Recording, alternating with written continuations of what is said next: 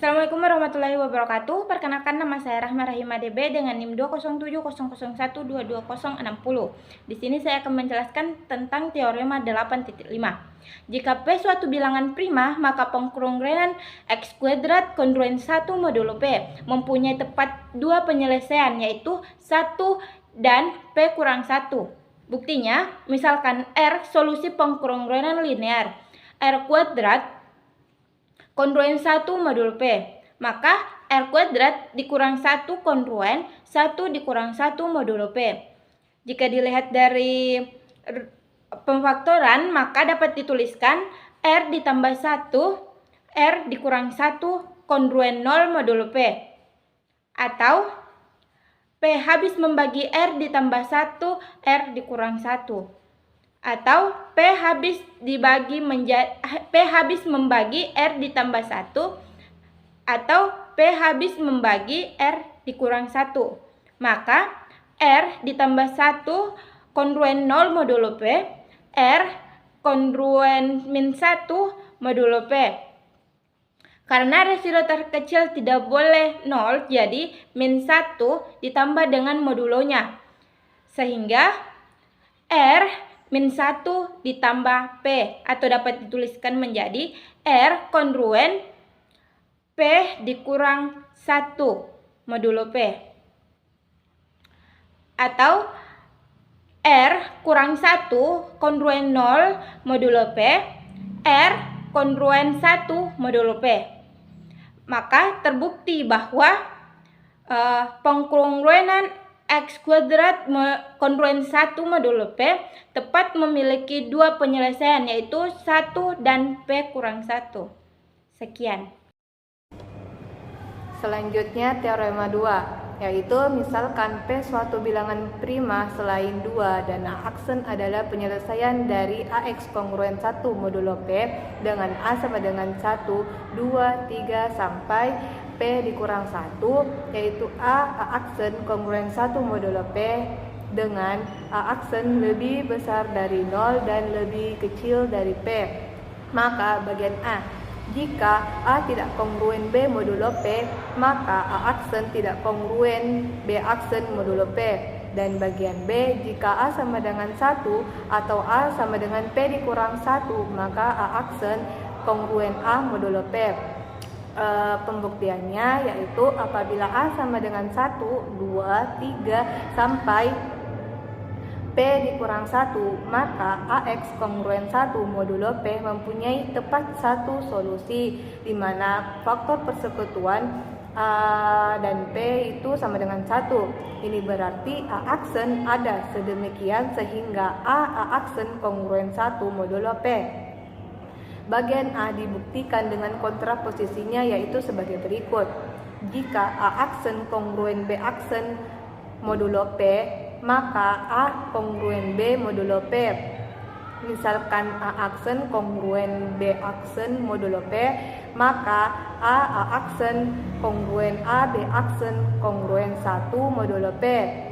Perlu diingat bahwa A aksen dan B aksen itu adalah penyelesaian dari AX kongruen 1 modulo P.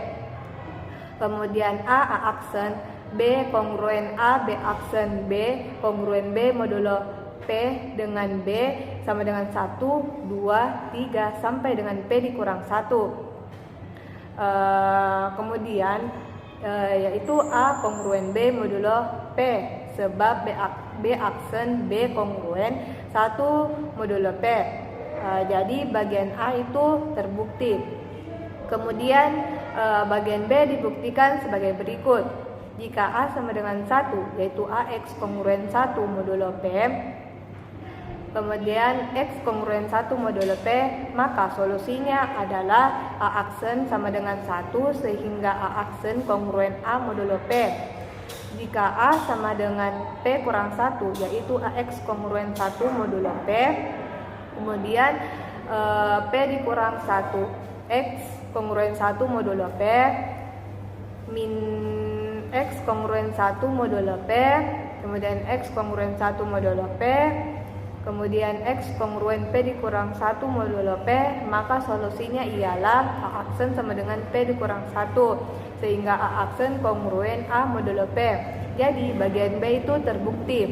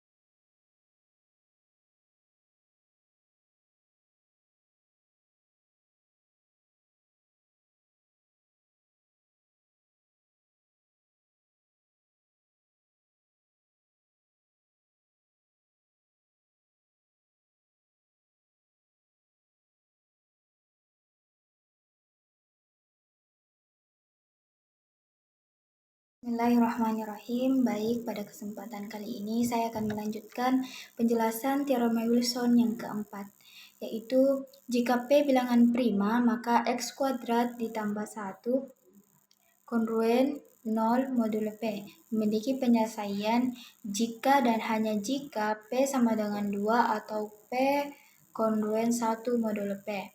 Nah, pembuktiannya itu untuk P sama dengan 2, maka X kuadrat ditambah 1 kongruen 0 modulo 2. Atau X kuadrat kongruen min 1 modulo 2. Ini masing-masing dikurangi min 1.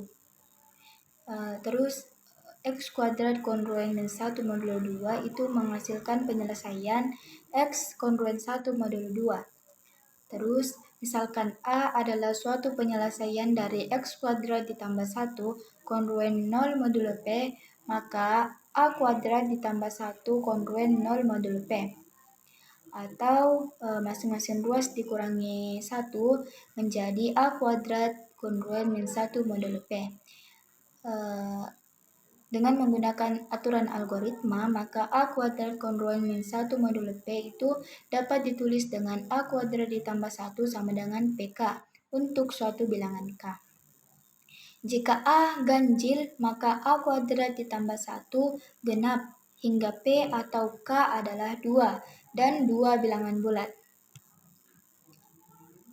Nah, misalkan A genap dan P ganjil sehingga FEB dari A dan P sama dengan 1, maka menurut teorema Fermat, A pangkat P kurang 1 kongruen 1 modulo P atau A pangkat 2 dikali P kurang 1 per 2 kongruen dengan 1 modulo P. Sehingga min 1 pangkat P kurang 1 per 2 kongruen 1 modulo P. Bilangan prima berbentuk P sama dengan 4K ditambah 3 nampak tidak memenuhi karena akan diperoleh min 1 pangkat P kurang 1 per 2 sama dengan min 1 pangkat 2K ditambah 1 kongruen dengan 1 modulo P atau min 1 kongruen 1 modulo P, yaitu P habis membagi 2 atau 2 sama dengan PH untuk suatu bilangan H. Hal ini mustahil karena P ganjil. Jadi, bilangan prima P berbentuk 4K ditambah 3 salah, sehingga haruslah P sama dengan 4K ditambah 1. Nah, sekarang P dikurang 1 faktorial itu sama dengan 1 dikali 2 dikali 3 dikali sampai seterusnya sampai dengan dikali P kurang 1 per 2 dikali P ditambah 1 per 2 dikali dengan sampai seterusnya sampai P kurang 2 dikali P kurang 1. Dari sini diperoleh P kurang 1 kongruen dengan min 1 modulo P. Kemudian diperoleh juga P kurang 2 kongruen dengan min 2 modulo P. Dan P kurang 3 kongruen dengan min 3 modulo P. Sampai seterusnya sampai dengan P kurang 1 per 2 kongruen dengan P tambah 1 per 2 modulo P. Hasil ini disusun kembali menghasilkan P kurang 1 faktorial kongruen dengan 1 dikali min 1 dikali 2 dikali min 2 dikali sampai dengan P kurang 1 per 2 dikali min P tambah 1 per 2 modulo P. Kongruen dengan min 1 pangkat P kurang 1 per 2 dikali dengan 1 dikali 2 kali 3 sampai terusnya sampai dengan P kurang 1 per 2 pangkat 2 modulo P. Karena P kurang 1 per 2 bukan buah tanda negatif. Menurut teorema Wilson, P kurang 1 faktorial kongruen dengan min 1 pangkat P kurang 1 per 2 dikali P kurang 1 per 2 faktorial pangkat 2 modulo P. Andaikan P berbentuk 4K tambah 1, maka min 1 pangkat P kurang 1 per 2 sama dengan 1, sehingga min 1 kongruen dengan P kurang 1 per 2 faktorial pangkat 2 modulo P. Ini berarti P kurang 1 per 2 faktorial pangkat 2 memenuhi kongruen X kuadrat ditambah 1 kongruen 0 modulo P. Jadi kekongruennya itu mempunyai penyelesaian. Baik, sekian yang bisa saya sampaikan. Lebih dan kurangnya mohon dimaafkan. Wallahul hadi ila siratal mustaqim. Assalamualaikum warahmatullahi wabarakatuh.